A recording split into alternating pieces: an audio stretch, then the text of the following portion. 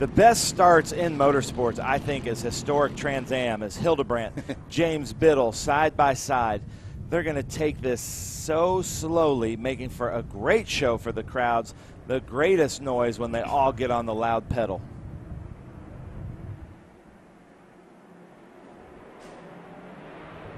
And here they go. Here's the green flag. Hildebrandt trying to step out a little bit of James Biddle, followed by Craig Conley. James Biddle getting the best of Craig Conley there. Eftemue side there, hard on the brakes. Now again, think about these are irreplaceable, one-of-a-kind, only 1966 through 1970 cars, and these drivers do not hold back at all, man. They go all-out racing at the Laguna Seca both Saturday and Sunday, 3 and 4 wide at sometimes, several different lead changes. These drivers are here to race. Yeah, and that 28A in fourth place currently, and that 1969 Boss 302, Brian Farron. I haven't seen him in this car before, but currently running in fourth place, always a fast driver, followed by Eftemue. Now, Linda's husband, Mark Montanos, is out here, and he's driving number 1. I believe that's a Camaro. You might want to check me on that. But yeah, it is. Okay. The Chaffee College Camaro. Yeah, and that was a project car. That car was bought off the showroom floor. They gave it to Chaffee Community College and said, here's your car, here's your project. Build this car into a Trans Am car. And they did, and it was raced by Paul Van Valkenburg, but also raced by the late, great Paul Newman.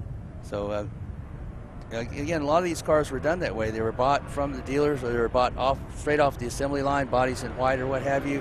There were obviously performance parts added to them. 1966, the first race at Sebring International Raceway. You know, we just watched a 100-mile race not too long ago, contemporary Trans Am. They raced for 4 hours in the very first race, the Governor's Cup at Sebring. And most of these races were measured in hours. They weren't measured just, you know, in 100 miles or whatever. They were, you know, hours. 12 hours at Sebring, 24 hours at Daytona, and I believe it was 1967 was the only year that those two races were parked. Can you imagine, Ben, trying to wrestle one of these cars around Sebring for 12 hours? No, I can't. So I'm hearing from Austin Biddle on our Speed Tour comments on YouTube. He says, go Dad. So that's his dad there in second place, James Biddle, followed by Craig Conley. And I can't believe the size of that Tempest is still staying up front there with John Hildebrandt. I think that was a surprise to most of the field. I've seen this car run a couple of times before, and it's usually around mid-pack, but Hildebrandt, he was around 5th or 6th in the first qualifying session. All of a sudden, he was at the top, and he stayed there, and nobody was able to get faster, not even in this morning's qualifying session. So, good job. You know, daily driver turned into a Trans Am car. In the second group here, Eftemue. Oh, Ken Adams locks up there just a little bit. There's that Chaffee College car, Mark. Sam Posey car.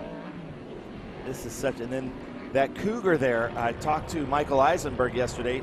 That was has such a great patina, was painted by George Barris. Wow. The man, the Hollywood man that made all the great show cars, the Batmobile, some of the coolest cars ever. And here's Eftemue coming up into Optima, turn 7. Look at his right hand going up to the top of the wheel, cutting that thing over really hard. These are really difficult cars to drive because, like we said, they're set up as they were back in the day. The steering is rough. They don't have enough brakes. They're way too fast. It's really difficult to drive, which makes for some great racing. I believe it was in 1968 that was the only year that all of the manufacturers were in. American Motors was in with their Javelin. They had a factory team. Dodge was in with their Challenger. The Plymouth was in with the Barracuda. It was Ford with the Boss 302 Mustang, Chevrolet Camaro. Craig Conley on the inside there. James Biddle on the inside, but now Hildebrandt has the advantage here. Coming to this last turn. Can Craig Conley take it? Coming into one side by side. Craig Conley takes Hildebrandt going into Mission Foods turn 1. Followed by Hildebrandt, followed by Biddle. There's Eftemue there in that number 78. Beautiful car. All the cars in this historic Trans Am group, they take so much care. And they feel like that they are custodians of these cars' heritage, just trying to keep them alive, and we so appreciate that. One of the Ford Boss 302 Mustangs that couldn't be here, I believe it's Jim Hagues, that's usually, or was driven back in the day by Peter Gregg, and we always associate him with IMSA, but Gregg started off in the Trans Am, And in fact, he was slated to drive in one of the Javelins before George Foamer stepped in. And there's Andrew Alcatraz there going through the turn. Gonna say his name different every time because I don't know if he's punking me or not. And Hildebrandt retakes it at the WeatherTech Carousel. And there he is. There's Andrew Alcatraz. No, that's Ken Adams. Adams, yeah. In that 45, beautiful car. The forward, the going thing, hand painted on the rear of that car. The 1970 Ford Boss 302, that's Craig Conley in the 25. That was the only grabber green color Mustang ever raced in the Trans Am. The second model year of the Ford Boss Mustang 302, and they had special paint schemes. One was a grabber blue, this was a grabber green. Conley was one of the top drivers last weekend when the Trans Am Series was, historic Trans Am was with us at WeatherTech Raceway Laguna Seca. Steve Eftemu coming up to fourth in this big battle, followed by Ken Adams. So Hildebrandt off to a large lead, which is rare in historic Trans Am. James Biddle coming into the hard braking zone, coming into Big Machine Vodka turn 11. And look at the hands of Steve Eftemu just cutting off Ken Adams, not giving him the corner there. Ken Adams had to just slightly touch the brakes, but it looks like he's got his shifter knob back up and working. Followed by Andrew there in the background. The roar of these cars, you've got to see it live. And stick around, ladies and gentlemen, because historic Trans Am is always known for having the best finishes. Yes, they are. Although at the moment, as you said, Hildebrandt, I'm surprised, is out to this big lead. You know, we saw swapping the lead back and forth with the two races last weekend at WeatherTech Raceway Laguna Seca, and they had great finishes. The closest finish was in 67, I believe it was. Dan Gurney and Parnelli Jones. They had raced for 4.5 hours at Texas Speedway in Texas, and after that it was judged by 3 feet was the closest finish in Trans Am history. Judged by feet because that was before the advent of computers and transponders. And if you ever see some of the films there, the starter was actually out on the track waving the checkered flag while these two cars are racing side by side almost. Yeah, that's crazy. Look at Eftemu coming through. There's that 1964 Pontiac Tempest GTO. And ladies and gentlemen, don't adjust your TVs and computer screens. For some reason, somebody looked at a 1964 Pontiac Tempest GTO and said, let's make that a race car. Yeah, again, I think this is kind of a surprise to the rest of the field of this Pontiac being that far out front. I know it was a surprise in qualifying because we're used to seeing at least one or two of the Ford Boss 302 Mustangs in the top spot, if not a Chevrolet. Goldsmith in that ex-Sam Posey Dodge Challenger out there. Yeah, there's Andrew Alakazam in that number 70. Beautiful 1969 Ford Mustang Boss 302, the owner of Russo and Steele. And look at this, 5 cars coming in through here. There's Andrew coming in. The lines you see there, that's for pit in. If you're coming in, take that pretty wide, and now watch this turn. Try to take this as smoothly as possible. Hard back on the accelerator as he slides out there, coming through, just desperately trying to catch up to this front group. Yeah, that Dodge Challenger, there were supposed to be 2 of them in the particular season they ran, and Dan Gurney was going to be running one of them, and he ran the first 2 races, but Dodge decided to cut back on their factory budget, and they only had 1 car, and Sam Posey was the one that ran that car, finishing 4th in the standings that year. Through these years, the manufacturers' championships were pretty even. I know American Motors, I believe, won 2 of them. If I remember correctly, Chevrolet won 3 and Ford won 3. So a pretty even split, between those manufacturers. John Bishop, credited with the starting of Trans Am back in 1966, as he was with IMSA, had the foresight to copyright the name back in 1966, and that proved very beneficial when Pontiac entered the series with the Trans Am Firebird. And due to that name, they had to pay SCCA a royalty. It was $5 a car. There is that Cougar there of Michael Eisenberg. Now, that's not one of the Bud Moore factory Cougars. That's an independent Cougar, but it was used that Lincoln Mercury almost won the championship. They finished 2nd by 2 points. Bud Moore Engineering, very good with those Cougars. After the Lincoln Mercury pulled their Trans Am sponsorship, Bud Moore took his factory Cougars, and with Tiny Lund as the driver, they went Grand American Racing and won the Grand National Championship with Tiny Lund driving. Look at this side by side, the Sam Posey car of Richard Goldsmith and Ryan Turry, 1967 Ford Mustang. What a great battle. I love seeing the big three back at it here in historic Trans Am, just like we're going to see tomorrow on TA2. Mustang versus Challenger versus Camaro, much like we're seeing today. But back in that day, especially in the 1970 championship, you also had the Javelins, you had the Plymouths, a few more manufacturers out there with us that no longer exist. And you know, you were doing the podium ceremony so greatly for the Trans Am presented by Pirelli, and these drivers, if something went wrong with the car, you were not allowed to say anything whatsoever about it, because these cars were in the showroom, and if you said anything bad about that, they would negatively affect sales. So if you had said something, you would not be surprised to find your car not there at the next race or your sponsorship pulled. So it was very, very important to these manufacturers, and the reason they created these cars were to compete with one another. The Camaro was made to compete with the Ford. The Ford was brought out to compete with the Camaro Z28. They were actually at war with each other for sales and for market share.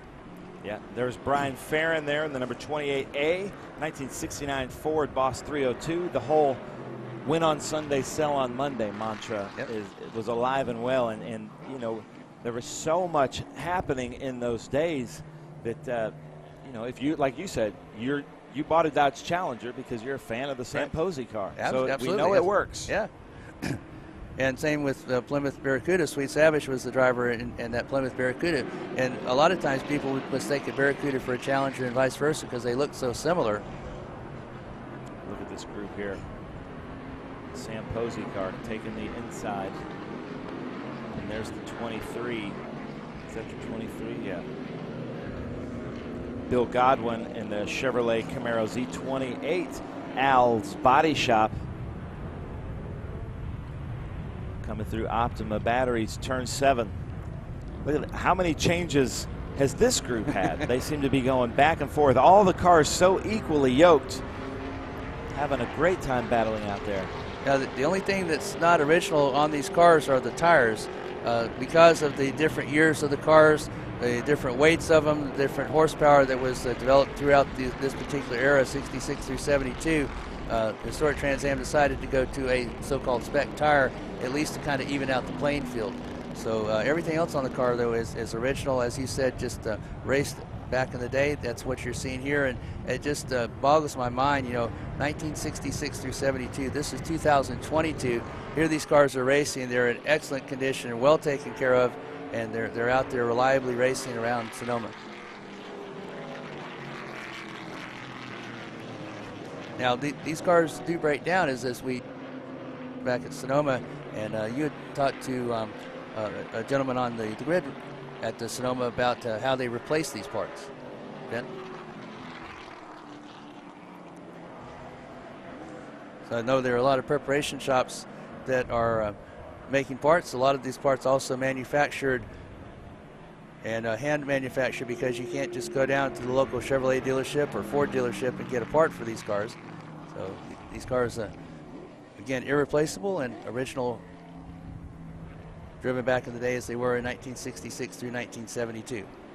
Looks like Ryan Turry has taken Brian Farron coming through WeatherTech Carousel in that group of, looks like the second group. We've got a great lead group coming through the track. Looks like Craig Conley there in third place. And there goes Michael Eisenberg in that Cougar. Yeah, Conley, as you remember last weekend, Ben, he was mixing it up with Patrick Byrne. And Conley was best at the first day, but he learned from his mistake, and he won the second day. So see how Conley does today. There's Nick DeVitas there in the 1968 Ford Mustang Trans Am with those gold stripes. Look at his hands working away at the wheel. Oh, and we've got the white flag out right now. Let's see what happens. Love to get some shots of these leaders. See that Pontiac. It's going to be a close finish. Think he can hold on there, Ben, that Pontiac? I don't know. John Hildebrand, I mean, you know the tires are going to wear out on that car pretty quick. That's a big, heavy car. Let's see if he can hold on to it. There's the leaders. Looks like it's Hildebrand, followed by Craig Conley, Ken Adams, James Biddle, Eftemew, And there's the Alchemist, Andrew Alchemist, finishing out this lead group. So it may be a good finish after all. Seems like they've kind of closed that gap to Hildebrand after he had a big lead at the first of the race. Yeah, let's see what Craig Conley can do here. Coming into Optima Batteries, turn 7, maybe his only chance. Look at Hildebrand hanging it out wide. You can see his hand coming down and touching that shifter. Getting hard on the brakes. Let's see if he puts his hand to the top. Look at that, puts his hand to the top. Slams the wheel over to the right. Yeah, these aren't delicate gear shifts like you're used to seeing these modern cars. These cars are actually slammed into gear. That's how they were supposed to be driven. Yeah, that was a great turn 7 there, Hildebrand. But look at that. It looks like his tires might be going away just a little bit. Sliding out. Craig Conley. What do you have? Ken Adams, can you catch? Going down through the Franklin Road S's and soon to be into WeatherTech turn 10. If we're running out of time, try and have something for that Gray Ghost leading the way, Ben. Yeah. It's the Pontiac Tempest, 1964 of Hildebrand coming in. Craig Conley, Ken Adams. He's got Mustangs filling up his windows here. Don't think he's going to get to him. He's protecting the inside just like he should. Hard on the gas. Trying to hold on. Oh, look at this. But second place, so close, is John Hildebrand, first place. Craig Conley, second. Ken Adams, third place. As we show the checkered flag here at Mission Foods Sonoma Speed Tour with historic Trans Am. Another fantastic race. Great to see the history of Trans Am live and in person and out there on the track where it should be. And again, these cars, they'll be joining us at Watkins Glen later on in the year. Hopefully there'll be more of them. As we said, you know, some of the piston problems there that they had in shipping hopefully will be resolved by then. Look at this, Sam Posey coming across, just takes the group. And that's what we love about vintage racing, historic Trans Am racing. It's the pod racing like that. You're racing, you know, you might be racing for 15th, but having the best race in the field. And that's what just makes it so much fun to watch. Well, that was certainly a lot of fun. Historic Trans Am, second weekend in a row that we've had the pleasure of watching these cars out there. Last weekend in Monterey and up here in Novato, just north of San Francisco at Sonoma International Raceway, Mission Foods Sonoma Speed Tour. Yeah, we so appreciate the drivers, the men and women, Linda, that bring these cars out and keep racing them because it's so hard to do. It's so difficult. It takes so much time to prepare them just as they were raced than it would a normal SVRA Group 6 race.